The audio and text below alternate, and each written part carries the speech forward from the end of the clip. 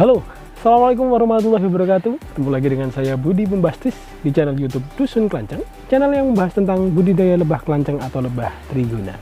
Apa kabar teman-teman semua hari ini? Semoga dalam keadaan sehat, bahagia ya. Karena kebahagiaan itu penting teman-teman ya. Kebahagiaan yang berasal dari diri sendiri tentunya, bukan kebahagiaan yang kita gantungkan pada orang lain ya. Sedikit motivasi. Ya, di pagi hari ini alhamdulillah pagi yang cerah, saya bisa kembali bertemu dengan teman-teman semua di channel YouTube Dusun Kelanceng. Tentunya kita akan membahas tentang berbagai hal mengenai budidaya lebah kelanceng atau lebah trigona. Terima kasih untuk teman-teman semua yang sudah stay tune di channel YouTube ini, yang sudah setia menonton konten-konten dari Dusun Kelanceng. Saya ucapkan terima kasih. Semoga keberkahan dan keberhasilan menaungi kita dalam budidaya lebah kelanceng atau lebah trigona. Oke teman-teman, pada hari ini saya ingin membahas tentang sebuah hal yang ini juga sangat penting saat kita budidaya lebah kelanceng, yaitu tentang resin. Resin itu apa? Resin itu biasa kita juga sebut itu sebagai getah ya. Kalau saya salah tolong diingatkan ya. Kami biasanya mengingat resin atau getah.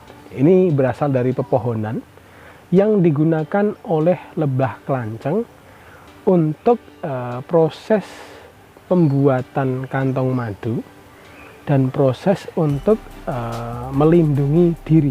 Nah, menarik ya, untuk melindungi diri bagaimana caranya? Jadi begini, di lebah bersengat seperti apis ya, melifera, cerana, di sini ada tawon unduang, tawon gung, tawon hutan itu, tawon das bahkan ada, mereka menggunakan sengatnya untuk melindungi diri.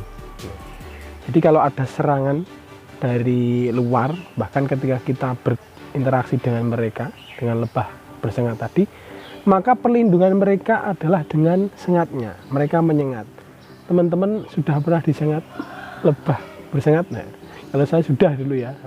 Padahal saya nggak salah, cuma lewat aja, kadang langsung disengat. Nah itu untuk melindungi diri mereka menggunakan sengat. Nah ini berbeda dengan lebah kelanceng atau trigona. Lebah trigona ini menggunakan perlindungan dirinya yaitu menggunakan resin, menggunakan getah. Seperti apa? Kok bisa? Nah karena apa? Karena mereka tidak punya sengat. Jadi caranya untuk melindungi diri adalah memperkuat benteng pertahanan mereka, memperkuat kandang mereka, memperkuat setup atau kotak budidaya mereka. Nah itu caranya dengan memperkuat itu, dengan menggunakan resin. Nah jadi memang hari ini kita akan membahas pentingnya resin bagi lebah kelanceng atau lebah trigona. Ada dua hal yang paling penting bagi mereka, setahu saya ini yang sudah saya amati. Buat teman-teman yang punya wawasan lebih boleh berkomentar. Kegunaan resin, pentingnya resin bagi lebah kelanceng itu yang pertama tadi, untuk pertahanan, benteng pertahanan dari serangan ya, dari serangan bukan serangan lebah, dari serangan hama. Seperti kemarin kita sudah membahas terkait hama-hama ya yang kita temui dalam budidaya lebah kelanceng atau lebah trigona.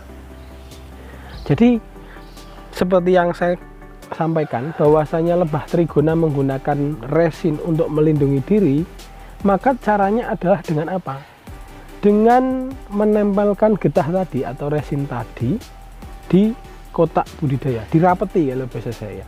Buat teman-teman yang punya kotak terus dikasih mika, tempat saya kan ada mikanya itu yang untuk memantau, maka dalam beberapa hari pertama pasca kita pindah, dia akan menempeli mika itu, puter itu dengan propolisnya, dengan resin. Ya nantinya itu menjadi propolis ya. Dengan resin atau getah tadi ditempel semua sampai kuat, sampai tidak ada yang berlubang. Ini untuk mengantisipasi apa? Kalau setelah pindah itu biasanya semut yang paling ini, mengantisipasi hama seperti semut ya, dia defense-nya seperti itu.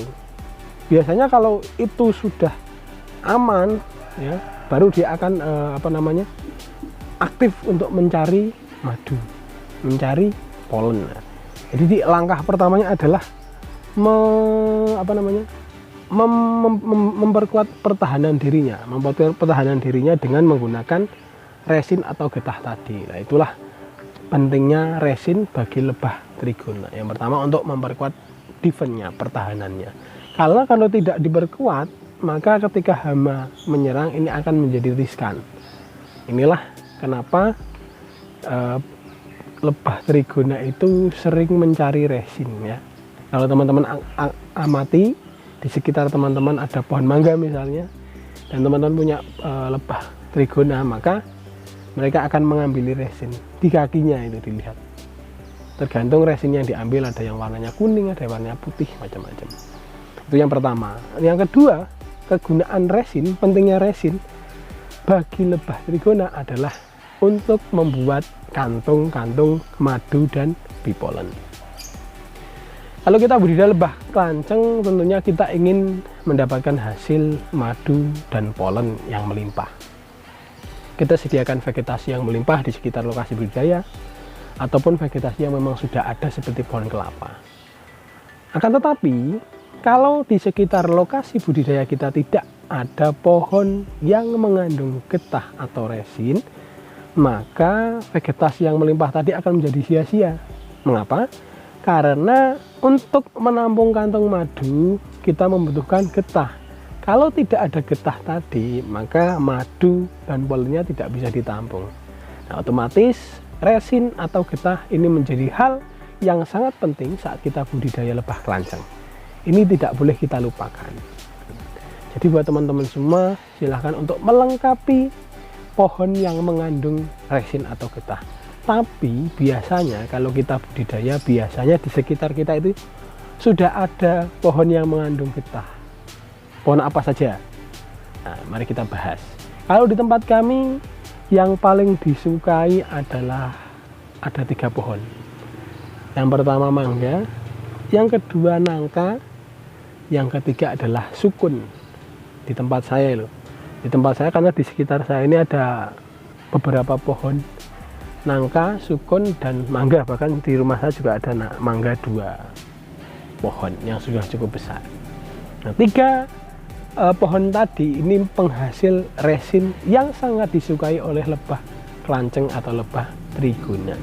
Makanya ini menjadi keuntungan bagi saya, karena saya tidak perlu menanam, karena ini sudah ada. Dan biasanya buat teman-teman yang budidaya di jarak-jarak dekat rumah, dekat lokasi budidaya atau berapa ratus meter, biasanya sudah ada pohon-pohon tadi.